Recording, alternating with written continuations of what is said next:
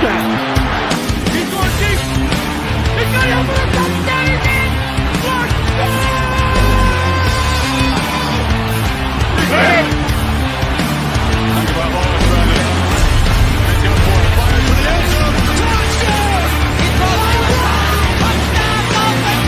Beautiful day to be a Dolphin fan. Let's go!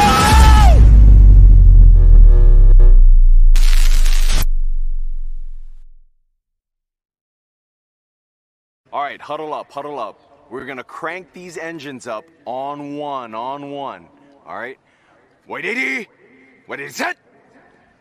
Drivers, start your engines.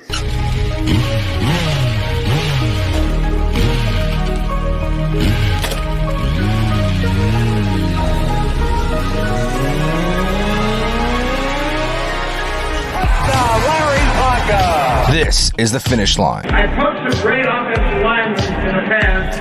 Larry Little, Dwight Stevenson, Jim Langer, all Hall of Famers, and Richmond Webb belongs to that same group. Here are your hosts, legendary Miami Dolphins left tackle Richmond Webb, Reason, and Mr. BallGame.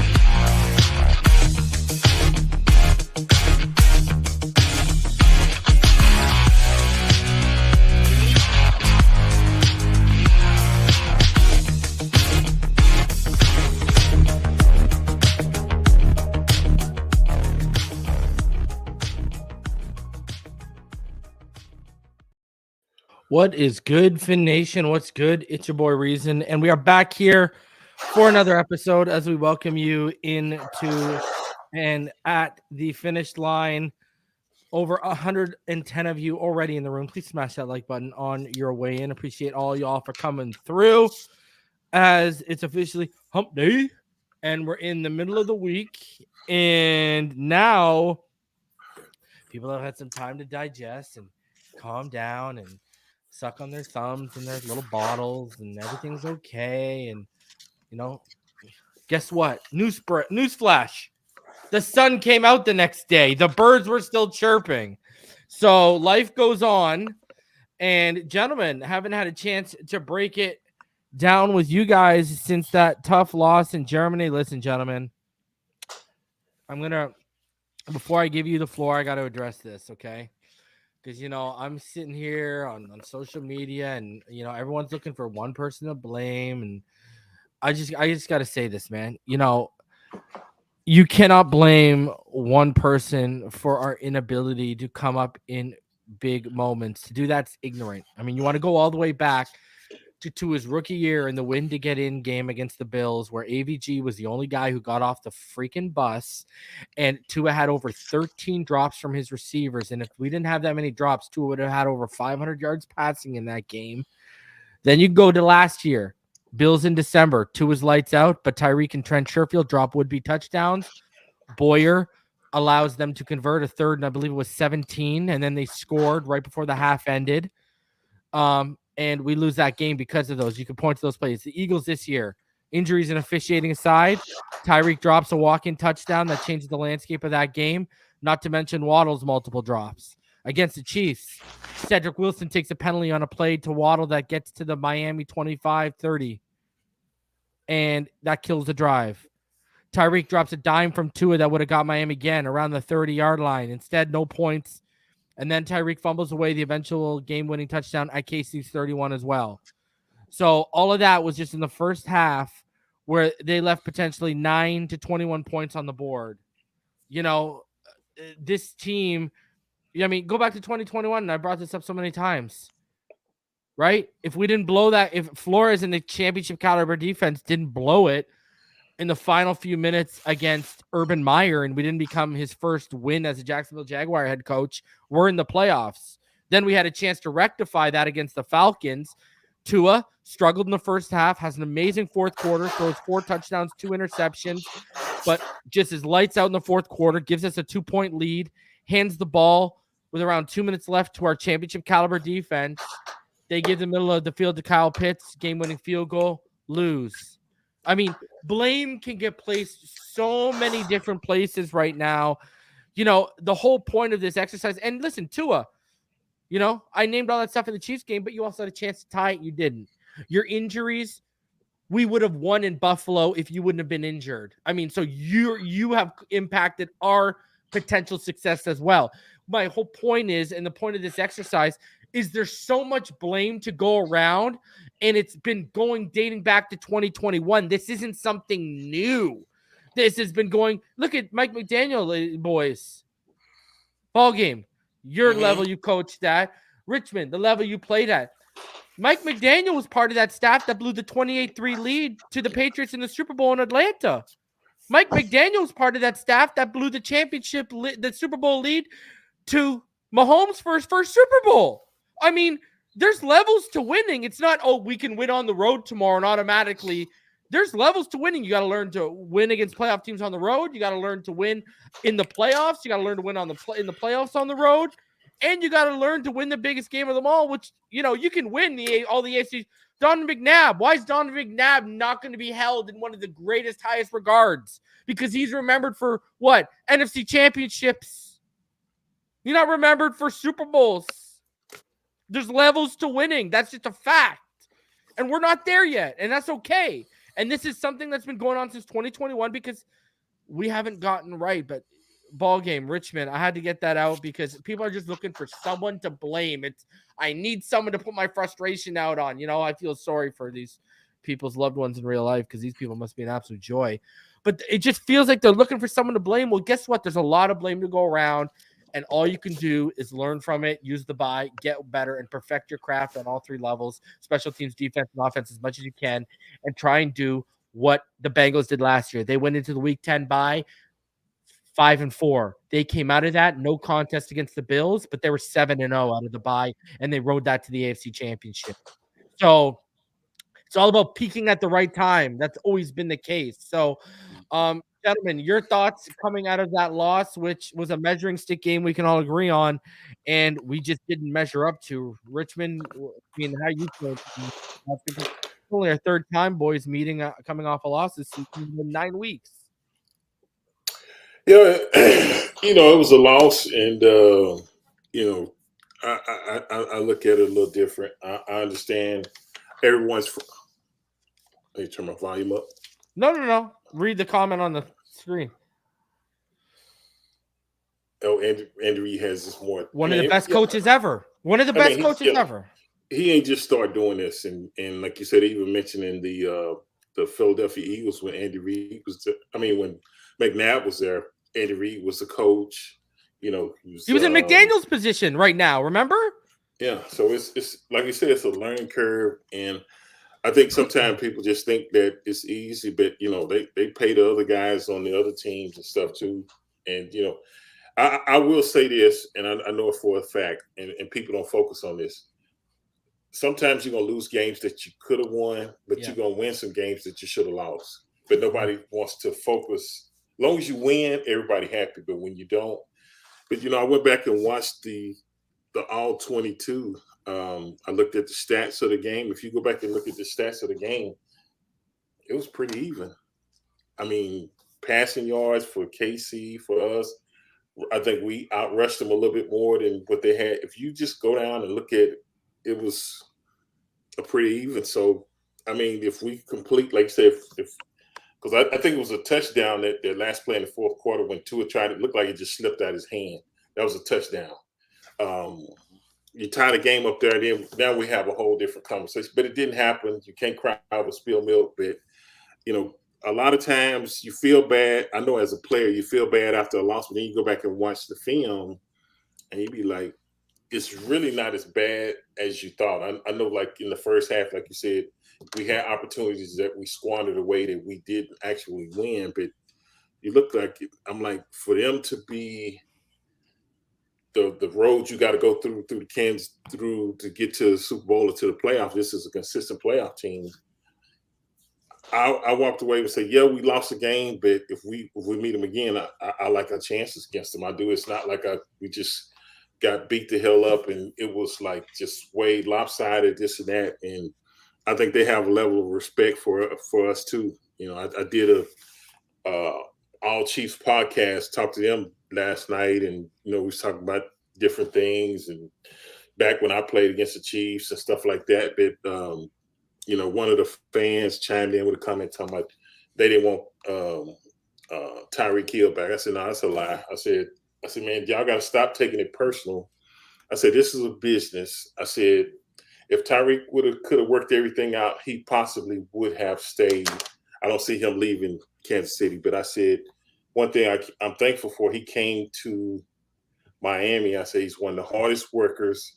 He brought that leadership, that championship level. So guys have to match his intensity. But if he had a chance to come back and you guys tell me, well, we don't want him back, we don't need him. I'm like, no, that's a lie. I say you got to take the emotions, take the personal feelings out of it. But I was happy to see we got, Armstead, Quanah Williams back. We're starting to get those guys back. We got a week, bye week, and I think hopefully maybe Achane might be back for the next game, if not the game after that. But we should have all our weapons back, and I feel good about the rest of the season. So was it a game like if we won, we would have been in first place, possibly in the AFC. But a lot of people are focused on that and then don't focus on the remainder of the season. So you take it one game at a time, and the season is not over because we got 3 losses, or y'all listen to different analysts or TV shows and saying the Dolphins can't do this, can't do that. Y'all got to quit feeding into that narrative. You can get beat any week in the NFL if you don't come out there and get prepared. Trust me. Yeah. I know by experience. So yeah. See, this is pro special. I'm going to get to ball game here, and I'm going to segue him here and give him more ammo here. Listen, this is the conclusion I actually came to today, and I got a tweet in the archive that I'm going to be dropping tomorrow. This is what the issue is. Listen, everyone's trying to talk about how we haven't beat a playoff team in 400 days since we beat the Bills at the Rock. We're 0-7 in that time, right? Or we haven't beat a team above 500. That's what the narrative is, right? But if you look at all these teams, we're 0-7. They're all on the road. Not one of those teams above 5. Well, if the Chargers win this week, then we did beat a team in week 1. But if you look at the 7 games people are using for this 0-7 narrative, it is all road games. And I'll give you, boys, check this one out. You want to hear something? The Eagles and the Dolphins are the only 2 remaining undefeated teams in the NFL, okay, at home, all right? The Eagles' road opponents, the Patriots, the Bucks, the Rams, the Jets, the Commanders. Combined record, 16-24. Dolphins road opponents, Chargers, Patriots, Bills, Eagles, Chiefs. Combined record, 26-18. And that's the narrative we spend. But reason ball game, y'all remember, and I'll turn it over to ball game after this. But what happened to the narrative that the Dolphins had the second toughest schedule before the season started? So now all that's out the window. So yeah, what happened to that analyst? That's what I'm saying. It changes week by week. It changes. That's why I don't pay attention to what they say. So, oh man, that ain't right, bro. David says 22,000 days since the Bills won a Super Bowl. Now that's keeping receipts. That's keeping receipts, David. You ain't have to go there. You wrong for that, bro. Dart says the Bills never won a Super Bowl. I think that's the point. That's since the inception of the Super Bowl era. That's the point. 22,000 days since the Super Bowl era started. That's the point. Hey, ball game, go ahead, bro. I think, man, I walked away from Sunday's game with a mid feeling until later when I went back and I watched the game again. I don't feel bad about where we are, man. I think that this team has to do a better job of starting fast and getting into their rhythms a lot sooner. And then from there, I think everything else will take care of itself. I know as a defensive coordinator, oftentimes the allowing another team to have the ball offensively first gives me a good idea of what they're trying to do offensively against me. And I've actually gone as far as to allow teams to score 1 touchdown and you know what I'm saying, and they're in a drive to get to see, because they're going to show you their best stuff early, you know, and then from there you can start, you know, figuring out how to take it away and things of that nature. It's a crazy strategy, but when you believe in your scheme, you know, you ride with it, and it worked a lot of times for us as well. So I think 6-3 obviously is a way better situation to be in than 3-6 any day of the week. And when I was watching all the comments and stuff, and people upset about 6-3, I'm thinking to myself, like, we shot ourselves in the foot. But this is all things that this team needs to go through to learn not to do later down the line. And you have these type of games that really define and really point out certain and specific areas that you really need to focus in on. And if you don't have these games, then how do you know? And at the worst time later in the season, when it's time to, execute late, if you've never been put into a situation where you got to figure out exactly where, what you truly got and where your grit is, then you're screwed. But, playing KC and then essentially shutting them out for an entire second half where they actually had no offensive productivity whatsoever.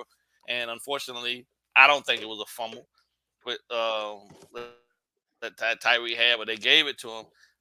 Those are all things that can be cleaned up, and then you to a complete one or two more passes, or he hit Wilson on the miscue. We in the game. We probably win that game. So BallGame, my whole point about naming all that stuff that happened in the first half, and I'm gonna let you continue. Because I know Richmond brought that up too.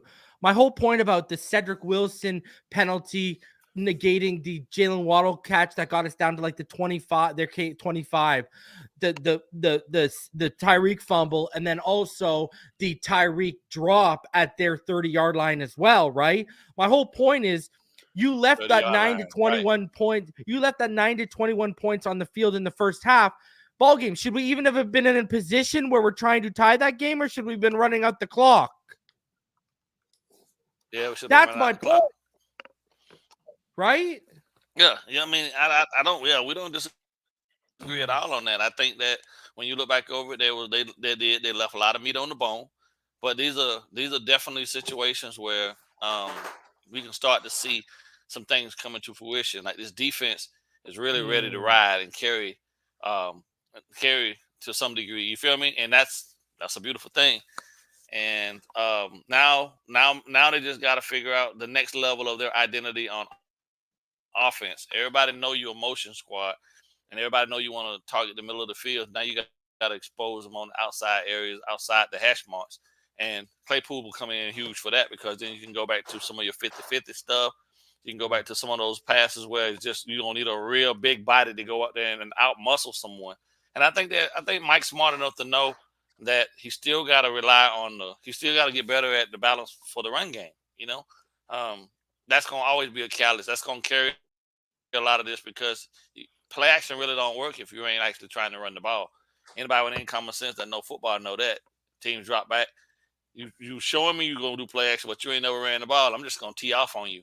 You feel what I'm saying? So he has to – A-Chain's coming back. There's a lot of positives in the pipeline for this team over the next 5-6 weeks that I think are going to propel us and help us solidify ourselves in a position where we want to be, especially to get a home field advantage for the playoffs, and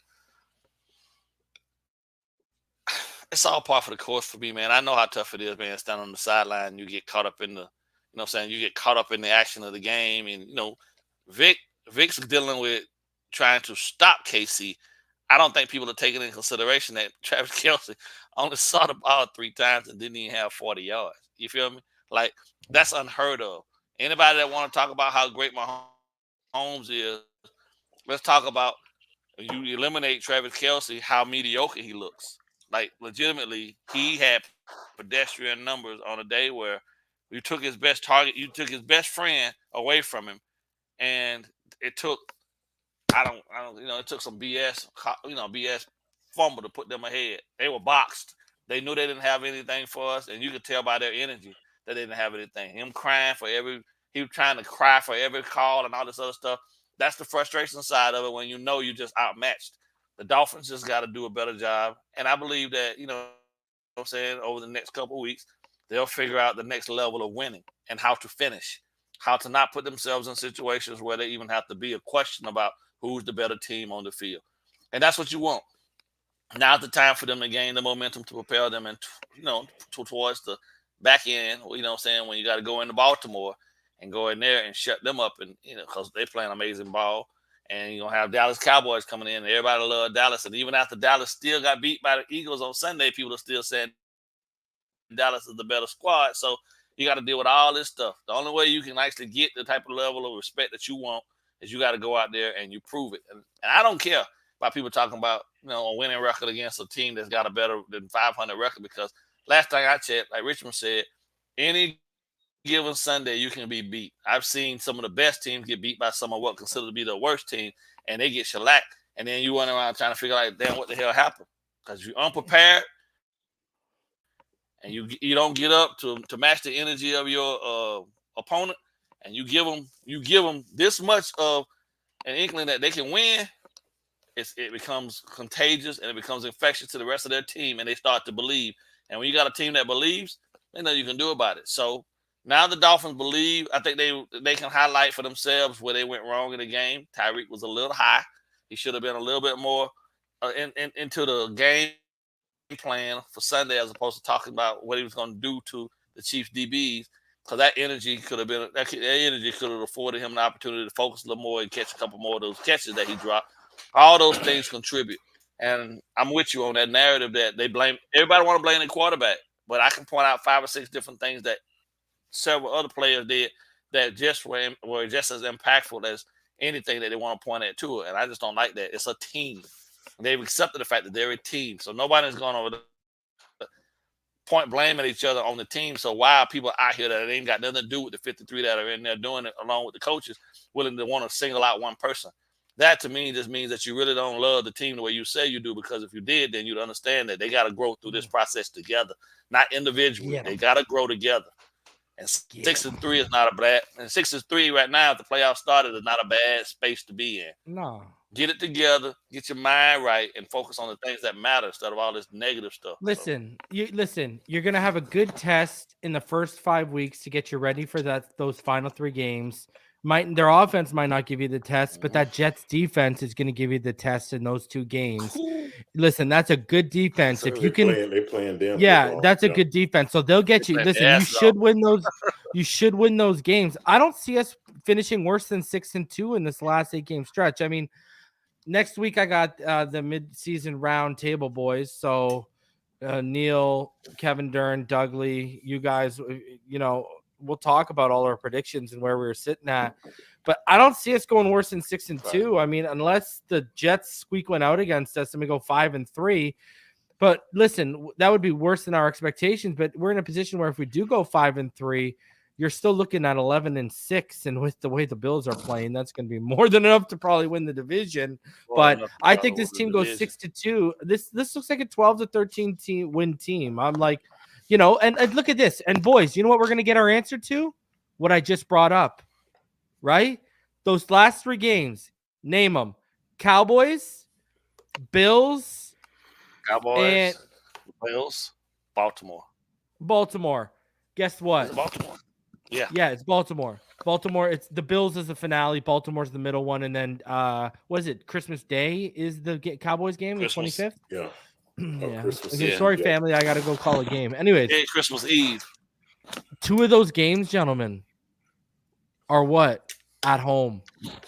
Dallas and Buffalo is at home. And Baltimore, you think this team's worried about going into Baltimore having to win a game after what they did last year in Baltimore? They ain't worried. Yeah, their defense is better in Baltimore, but they ain't worried, man. So I don't see this team finishing. Listen, man, it's all about, Richmond. What's it always been about in any sport? You got to peak at the right time. You never want to peak too early, because how many teams peak in week 2, week 3 and ride it to the freaking Super Bowl? It don't usually happen. It's usually those teams that start peaking around week 12, week 13. Right. And we haven't even had all 3 levels, let alone our offense and our defense, clicking on all cylinders at the same time. We haven't seen it yet, and it's coming. You can feel the defense is coming. I mean, I remember people in the chat, Fangio sucks. He needs to go. Defense sucks. And I was saying, give him till week 8. Give him till week 8. Give him till week 8. And here we are, right? BallGame would come out here on the show. Give him time. Yeah, that's people that don't know what they're talking about. It was the same thing of what you said about the offensive line last year, right? Give him time. And, listen. It is what it is, and now we look like we're going to be a formidable force. I'm going to be honest with you. I think they're done on them. Yeah, I think our offensive line coach has done an amazing job. And look at the power of the media. We've had and look at how they dragged him ball game. Look at how they worry warded us, right? They tried to make us worry ward. Yeah. Yeah. Did they not? The power of the media. But the stats don't lie though. But you know what I do. The stats don't lie. No. And that guy he's had progress everywhere he's been. He's moved the needle towards even making the group in the film. Yeah. So and I got down Austin Jackson out there. You know, he had a couple glitches here and there, but Austin Jackson looked like a real football player now, boy. Liam was decent too when he came in. Liam was okay when he came in. My thought process would be, man, go ahead and because if he ain't gonna get Wynn back anytime soon, go ahead and slide Connor back to guard. Let Liam hold down the center spot. They're not gonna. Connor be back, and you're gonna still be. I think that's. I would do that. I think that's a steal. I think you're. I think you're right. I think you're right, but they're not going to do it. Yeah, and the reason why is because I don't think Connor wants to slide back because he wants the money. He wants the center money. He wants the 14, 15 million money. That's what he wants, right? So, you know, because I've talked to people that are. I'm going to tell you this right now. I haven't even reported. I haven't reported this on Patreon yet. I haven't reported this anywhere yet. I've talked to multiple people who just believe we are not that. This Connor Williams thing is, you know, Omar said it publicly, but I've talked to multiple people privately that they're not going to be able to afford him. So I don't know. We'll see how it goes, but it is what it is. Anyway, speaking of the power of the media, gentlemen, I want to show this for everyone. Listen, you know, I had to bring this up, Richmond, because I saw you commenting on X about it. So I was like, oh, got a little pizzazz out of Richmond out of this. This is a good topic to bring up. So we have now come to the point where the new narrative, who was on Monday Night Football, I believe, it was Ryan Clark, that white dude who's the main host, Ryan Clark, Marcus Spears, RG3. They didn't even really let RG3 say his whole piece. But they're trying to, is Tua Tagovailoa afraid? Now, I still shotted this so we don't get demonetized here. But I'll play this. I want to hear you guys' thoughts after the clip. Meanwhile, yes, you got 6 wins, we know. But you're 0-3 against the good teams. The losses have come to the Chiefs, the Eagles, and the Bills.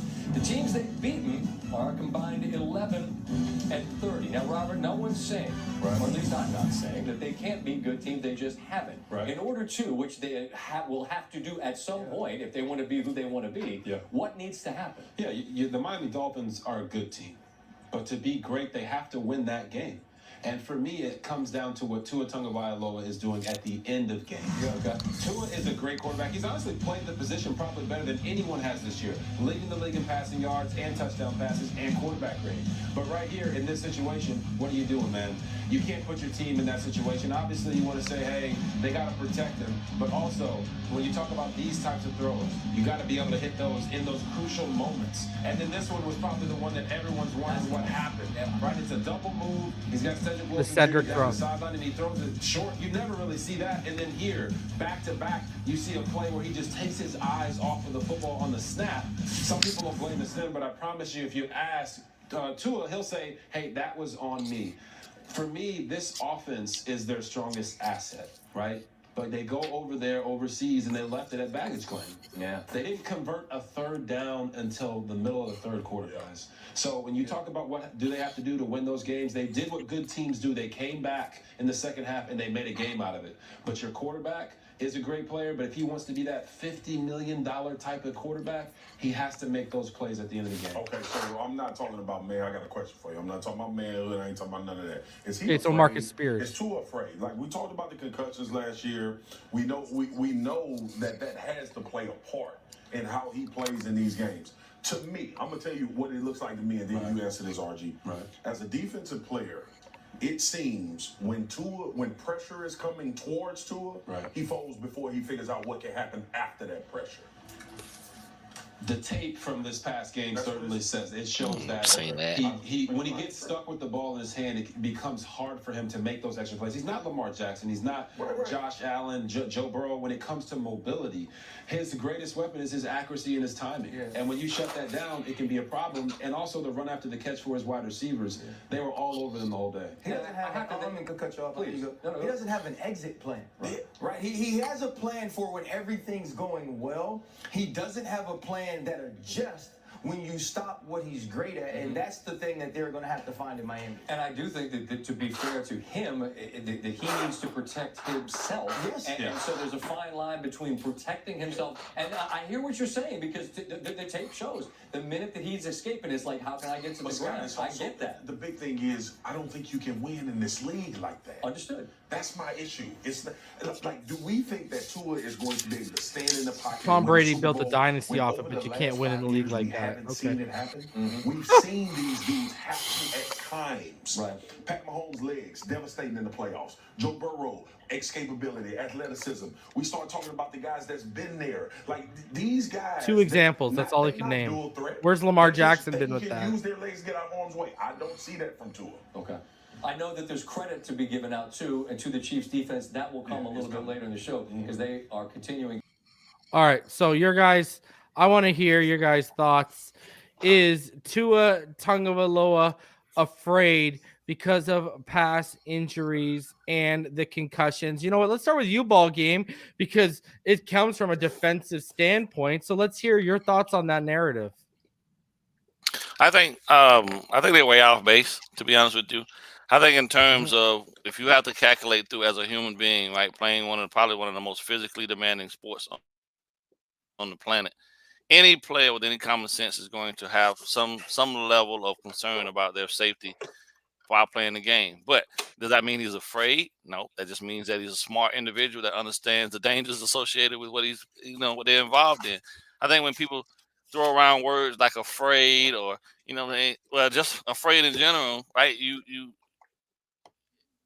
It can be taken out of context, and then they're trying to say that, because that leads to somebody possibly saying he's soft, and that's not the case. I don't see that. I don't believe any of that. I think that what he is mindful of what he's gone through to be able to get himself back to a level to be able to command this team the way he's done so. And I don't fault him for that. I think that you would have to walk in the man's shoes and have gone through what he's gone through to get back to this point, to be able to get back to this game, to be a part of being able to lead his teammates and be a part of what they're trying to build, to understand exactly what he's processing when he's on the field. When 280 to 290 plus 300-pound dudes are trying to take his head off, that don't make him. That I don't think anything.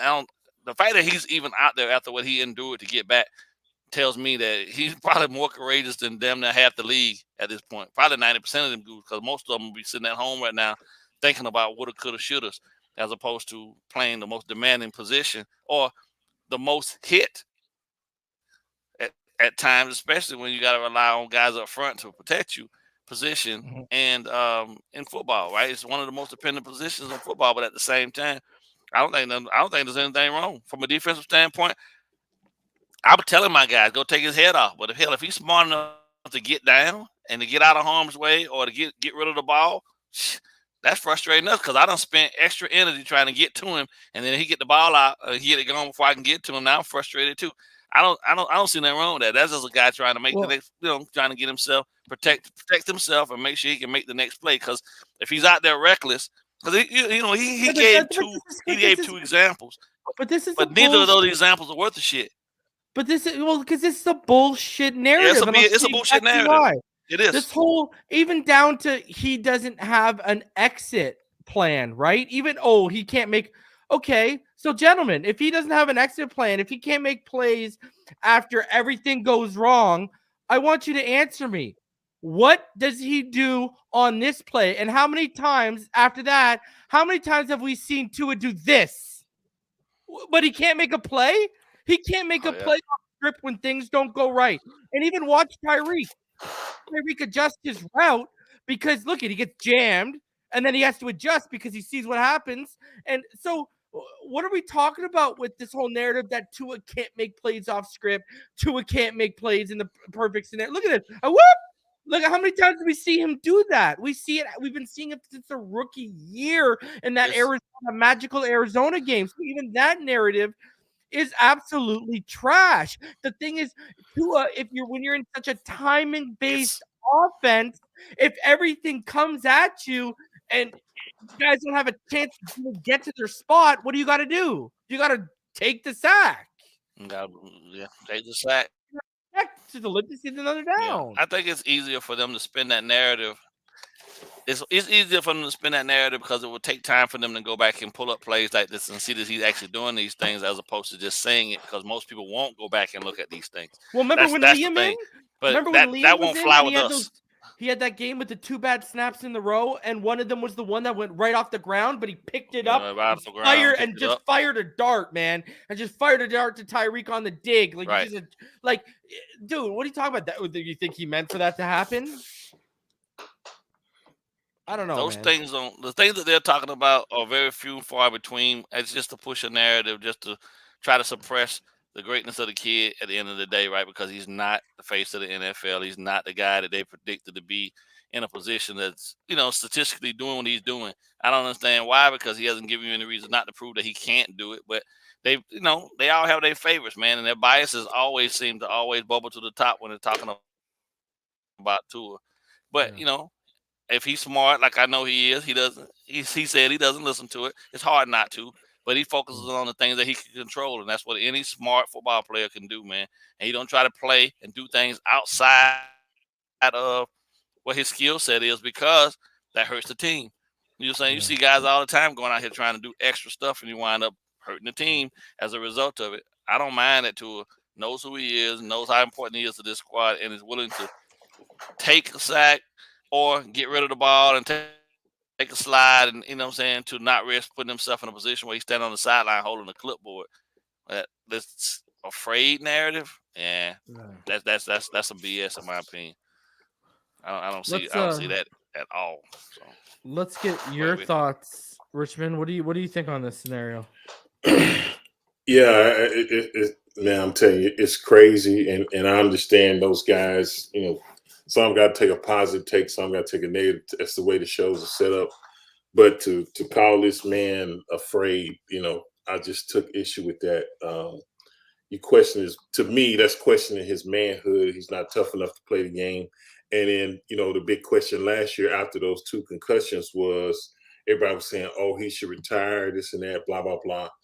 And he even came out and admitted that, he did think about that, but he decided to come back, and then he worked and he took the judo, jiu-jitsu, whatever it was, to help learn how to fall. But even in the play that you just showed, Reason, if he was scared, he would have just ducked down and got on in. Yeah. He tried to avoid the guy and still made a play.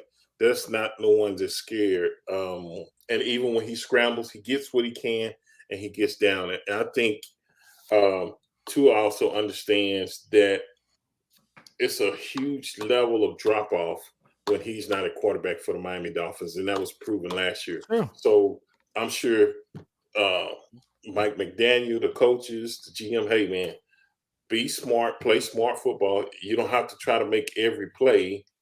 If it's there, take it. If not, sometimes you got to get out. That's just part of football. That's what all quarterbacks do. Even like you said, Tom Brady, throw it away. We live to see another.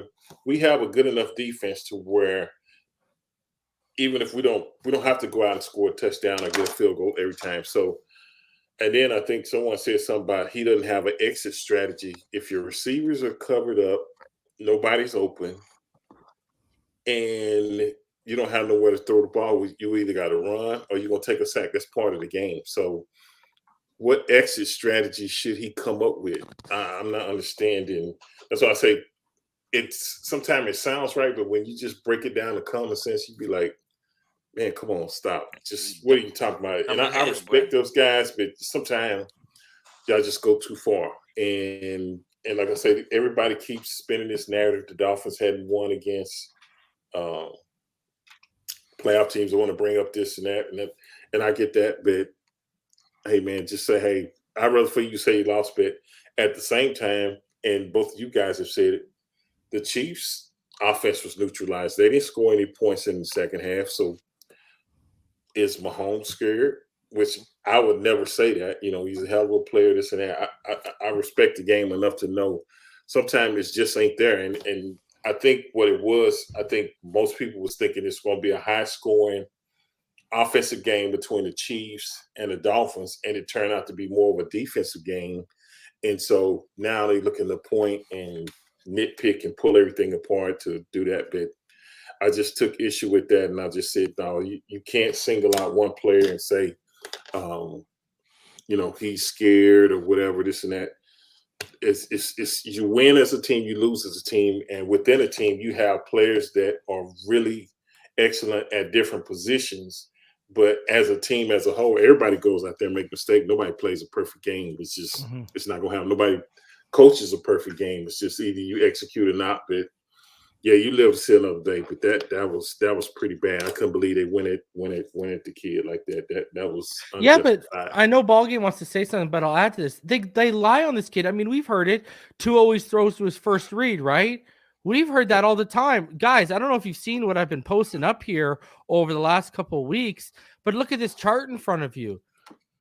Okay? If you read from right to left, that's percentage of throws to your first read. There's only 7 quarterbacks in the NFL throwing to their first read less than look at percentage of throws to first read. There's only 7 quarterbacks in the NFL who throw to their first read less than Tua Tagovailoa right now when you read that. Like, they'll lie on him, and then, and then they'll lie on him, but they won't talk about something like, oh, I don't know, this, where he's the current EPA leader. He's also the 3rd highest success rate in terms of his passes, and he's the 9th highest completion percentage over expected this season as well. Tua right now is, it's him, Allen, and Mahomes right now are the most efficient quarterbacks in the NFL right now when you look at EPA and grading and such. But no one wants to talk about that. It's just everything wants to get just thrown on his shoulders. But anyways, go ahead, BallGame. I know you wanted to add something. Well, I think the biggest thing, I was just saying, my son just reminded me also that he can't win, bro. He's damned if he do, damned if he don't, because there was a game earlier in the year where instead of him sliding, he dropped his shoulder and tried to, instead of sliding to preserve himself, he ran, stuck the shoulder down, dropped his head, and then tried to run the guy over. And they were killing him for that. But now that he goes out and he makes a smart move, you feel me? Now they're saying he's scared. So he's damned if he do, damned if he don't. That's my thing to him is gonna be to hey man, fuck him, bro. Just keep doing you, man. That's it. That's what you got to do. Do what's best for the squad, man. That's it. Play your game, baby. You want to know something, boys, about why it matters about that EPA leader too? You want to hear an interesting tidbit, gentlemen? 6 of the last 7 MVP winners were the quarterbacks leading in EPA. So there you go. Exit strategy narrative is BS. Almost every game this year, too, has kept plays alive with his legs. Giants and Chargers game are 2 examples. You tell him, Sam. Facts. Shout out to Sam. Appreciate the donation, good sir. And, let's keep it rolling here, because now I want to ask you this question, and I'm going to start with Richmond when we get into it. I'm going to play the segment again. I screenshotted it just in case, I get hit with the old demonetized, and it's a conversation between Steve White, Cam Cameron, and who was it? Palmer? I think it was Palmer's. Anyways, it was on the NFL Report, and it was about whether Miami can handle physical teams. So I want to talk about this. It's funny, Cam, when we're just talking to Mike Garafolo right before you, it sounds and looks like a team like Philadelphia, even when they have Dak Prescott staring down the goal line in the end zone. There's no panic in Philadelphia, it seems like, right? They just have a feeling that they're going to win these big games against big teams, and you want that feeling in your locker room. The Dolphins are, in essence, chasing that. What I'm curious about, and we've mentioned this on the show a couple of times, I think with you, Cam, about kind of the physicality or lack of physicality with kind of the look of this offense, the look of the way this team is built. To me, what stands out as well is with that is the struggles on 3rd down. They go 3 for 12 in this game, went 4 for 11 against the Eagles, 3 for 10 against the Bills on 3rd down. To me, that's a little bit of a physicality on what? first and second down. Yep. Can they play the style of ability that maybe you want to down the stretch in December when we're talking about physicality? So great question, JP. The common denominator in their 3 losses have been they faced teams that had a very strong defensive line, the Bills, the Eagles, and now the Chiefs, and they really punched them in the mouth. You're looking at this highlight here where Tyreek Hill gets stripped by Trent McDuffie, and it was so interesting because Trent McDuffie is a dog, and he's a dog in the slot. And when you have that slot player that can follow Tyreek Hill and get hands on him within 5 yards, you disrupt the timing. Tyreek Hill talked about it after the game. They had a great game plan for me, and that game plan was to get hands on him, disrupt his timing. Tua's time to throw, which he's been in the best in the league was one of the highest of the season, which means he had to hesitate. He had to go to his second read, his third read, and that gives Chris Jones and those boys inside time to get home for their front four. And so that's going to be a growing trend for teams who have the talent on the defensive line, but also that cornerback ability. Say, we're going to play press coverage, we're going to take our chances, and we're going to get home. And we're going to prove this until the Dolphins show they can stop it. And so it's definitely something where as we get into November, we get into December, the Dolphins are going to have to answer for it, and Mike McDaniel is going to have to. All right, Richmond, I want to start with you and not just talk from an offensive standpoint, but all around, because in the early 90s, you faced a very physical Buffalo Bills franchise that was built to be physical in the playoffs. And, they gave you guys some issues.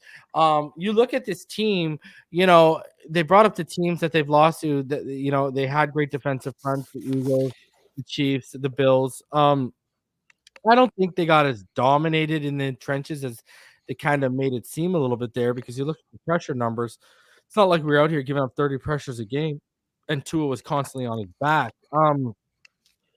But what's your opinion? Do you think this team, because people are trying to label us as more finesse, that's the new label people are trying to slap on us, is that we're finesse. What's your thoughts on this? Do you think this team is physical enough where they can go on the road and they can, or they can face those physical teams in general, especially in the playoffs? Yeah, I think the main key that I see, and BallGame brought up the point earlier, this is the midway season. So most teams know that, like he said, we want to attack the middle of the field. So now I think this second half of the season, you're going to have to scout yourself and maybe just change up some stuff on the way you can still attack the middle of the field, but you got to give them some different looks, because everybody gets that breakdown and you say, okay, keep them in front of you, try to, you know what I'm saying? Once they kind of figure out what you're doing, not saying they can stop it all the time, but they can slow it down. So you got to come up with some different looks. You got to scout yourself and say, okay, on first down, we have a tendency, if we're in this look, even though with the motion, we do this. So now just change it up a little bit. Like, just start attacking some different areas that you typically don't attack. And I'm saying mix it in. I'm not saying go throw away your whole offensive playbook, but just hit some areas that you typically don't, because the NFL, they study film and tendencies and stuff so much, is that's the way they play it. But I say out of the 3 games, I would say the Buffalo game was the game that was, I figured Philly and Kansas City, a couple plays, we could have won that either way. So it wasn't like we just got dominated and we couldn't possibly have won a game. The Buffalo game, it was, I think we lost by like 20 or 20 plus points. I'm like, okay, that's different. But the other 2, even though we lost, I thought we had the opportunity to still possibly win a game if we make some plays. But that's going to be the narrative they spin. And I think it's because of the team speed we have, the way this offense is set up. And it's just not like, well, most offenses are not like just physical downhill, running the football, this and that. But now they're going to label us that because they're trying to put us in a box and they can't put us in a box. That's the way I look at it. They're trying to put us in a box and say, okay, well, they got to do this. We just got to win and we got to execute. And I think Mike McDaniel, you do got to continue to mix up the run with the pass and stuff like that. Like BallGame said, no one really respects the play action unless you got to run the play enough to where those linebackers not going to bite on it. But if you've been running and hitting them with those runs and then you run the play action, it's going to be a lot more effective. So it's just little things like that. But yeah, they man, it's. I guess we just on the dartboard, and everybody want to take shots at us, and that's cool. But just remember that as the season goes along, this team does that. The same people that's taking shots at you now, they'll turn around and jump back on the bandwagon. So that's why I don't pay them any attention. Your thoughts, BallGame? I don't have one because I think that's complete BS. Like, you play every opponent to the best of your abilities, and whether they're physical or not, there's physicality associated with the game. It's football, and no, I don't think any team is out here just overwhelmingly just dominating another squad to the point that, you know what I'm saying, the team's not physical. You got to be physical to be effective. And there's only 3 games this season out of the 9 that we played that we weren't our best, and that's gonna happen. It's just the nature of the game. They just were a little bit more prepared than us. But I don't think that at any point you take the helmets off and you line the guys up on the 50-yard line across from each other, all 53, that we're going to just go out there and just get beat. Like, these are men, grown-ass men. So you can't say that they ain't physical. You can't say that they don't, you know, saying they're not prepared for the task. The nature of our offense doesn't lend you to believe that there's a whole lot of physicality because of the speed and the way in which we attack people. But at the same time, there's a whole bunch of physicality going on between our offensive line and the defensive line. The finesse stuff is always happening outside the box. But when you go back and you study it for what it really is, our guys are getting after everybody just like anybody's getting after us. So I think it's equal across the board. It's just that people don't pay attention to that. People pay attention to all the stuff that's happening on the outside edges, all of the, you know what I'm saying, all of the flash and dash. But them dudes out there working their asses off in them trenches. So to say that the Dolphins aren't physical and that they can't be physical with other teams, I think that's just a bunch of horse shit. I'm just say that right across the board. I disagree with them vehemently. And you know what I'm saying, by all, whenever we've committed to officially running, whenever we commit to running the ball, we do it better than anybody in the league. Like, that doesn't make any sense. Like, Mike goes away from it, but that's the physicality part that we do possess. Like, and when we've done it successfully when he's committed to it. And you have to have physicality to be able to clip off 7 to 8 yards of pop on people. Like, ain't nobody just giving you them yards. You taking them yards from them. So that whole narrative they spinning is it's just bogus in my opinion, and I don't accept it, and I don't think the team does either. Right? They don't have to look at themselves and question whether or not they got physicality on this team. Right here, the guys on the other side of the ball, that's, you know what I'm saying, on the defensive side of the ball, they have to live on that. And they've stepped up. Chubb, AVG, Christian, Sala, them dudes is physical, and you know what I'm saying, they're as violent as anybody I've ever seen on this Dolphins team in the last 10 years. At this point now, they've embraced the role of being bullies out there. So I don't get that, man. Your offense is supposed to be one thing, your defense can be something else, but together, collectively as a team, this is not a soft Dolphin team. And anybody willing to say that, I just say you don't know ball, because you got to look at all aspects of this team. You know what I mean? And yeah, we dropped a couple. So what? Who's undefeated right now? And whoever won a Super Bowl in Week 9? But to have all these crazy narratives out here about this team, man, I just, like, you know what I'm saying, it's just bogus in my opinion. And I don't accept any of it. I don't believe in any of it. And anybody willing to sit on the approach, you know, everybody got an opinion, man. They just like butts, man. Most of them stink. So it is what it is. I mean, yeah, it is what it is. That's just clown work, bro. Yeah, that's what you said. It is what it is. Don't ever let it be what it ain't.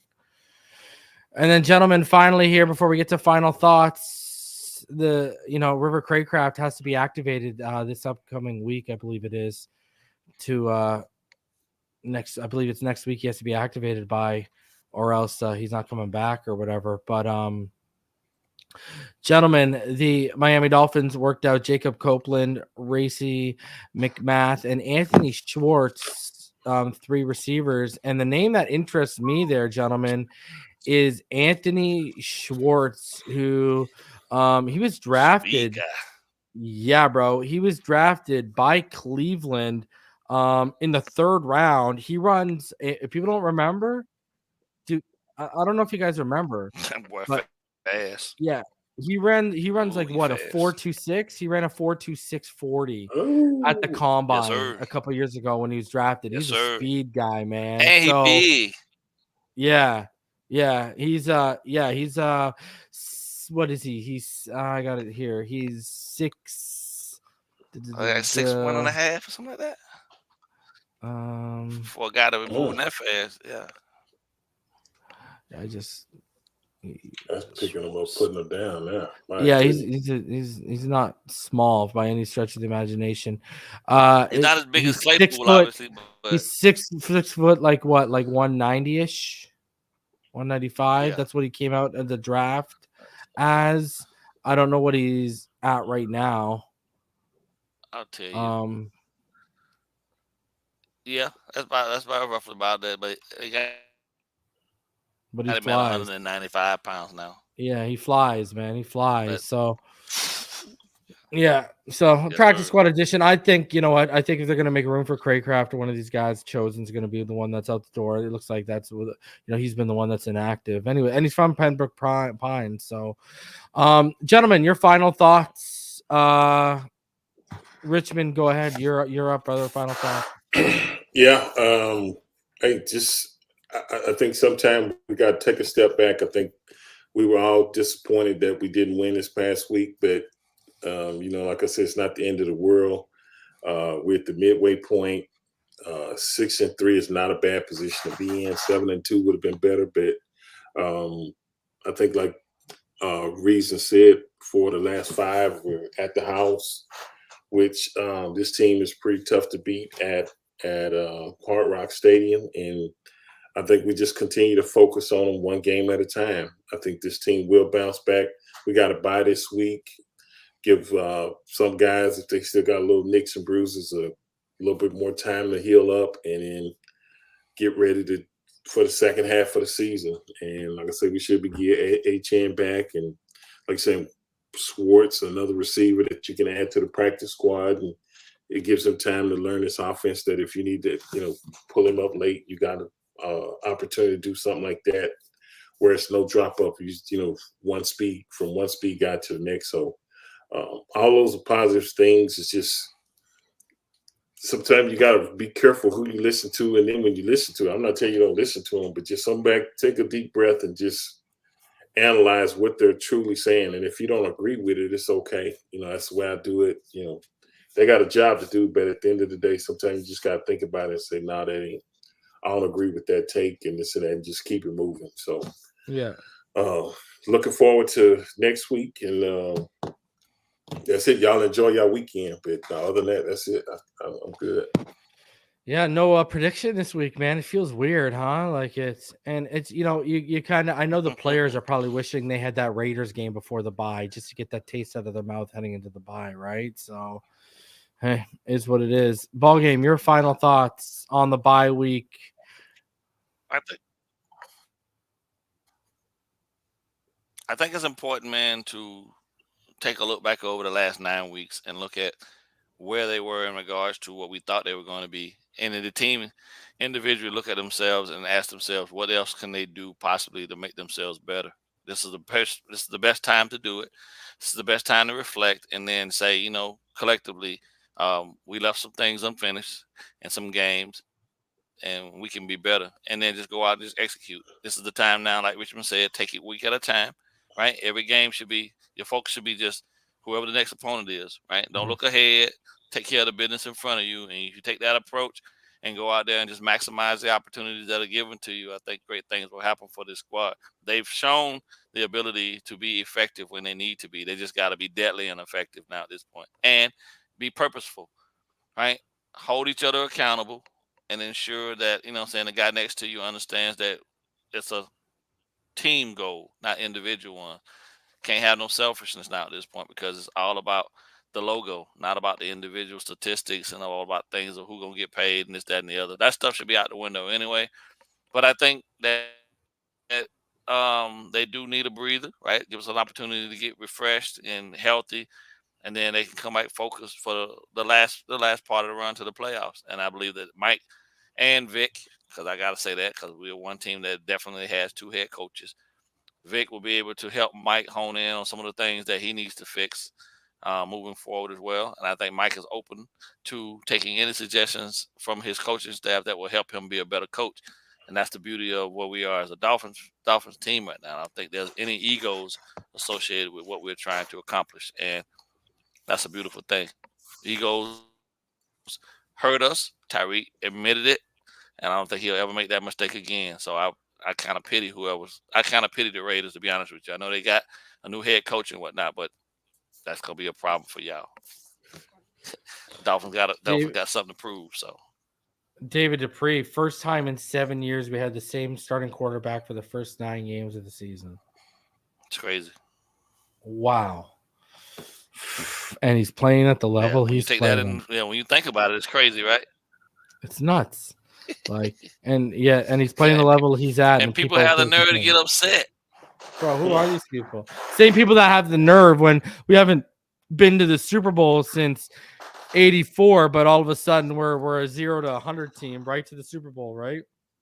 And it's Super Bowl or nothing. Like, I'm not saying like people who don't expect Super Bowl but would settle for like an AFC Championship berth. It's Super Bowl or nothing. It went from 0 to 100. How many teams go from not making the playoffs for the first time in 20 years 20 years last year to Super Bowl the next year? I mean, that is a task, but hey, man, and let's be honest, can this team not win big games? I mean, they won a big game in New York last year, whereas winner get in. So we'll see what happens when the going gets tough, but I believe this team is still going to win multiple playoff games this year. I'm not ready to hit the panic button. It's only, listen, we're heading into the bye 6-3 with the injuries we've had. If I would have told you, we would have been without Ramsey for the first 7 weeks, and we would have been without Xavier Howard for a couple of those weeks, and Teron Armstead for the majority of that time, and Connor Williams for that majority of the time, and we would have came out 6-3. You would have told me I was nuts and off my rocker. So we're there. We're getting healthy. A-Chan will be back. I don't know if Wynn will be back. I told y'all guys I got the inkling that might be season ending, but A-Chan will be back and we'll be ready to go, man. So smash that like button. Support the channel. Appreciate all y'all. And we are going to catch y'all tomorrow. Me and Neil will be live at 5 p.m. Make sure you tune in for that one. Until next time, you already know what time it is. Fins up all day, every day. And we'll see y'all tomorrow night, everyone. Have a fantastic evening.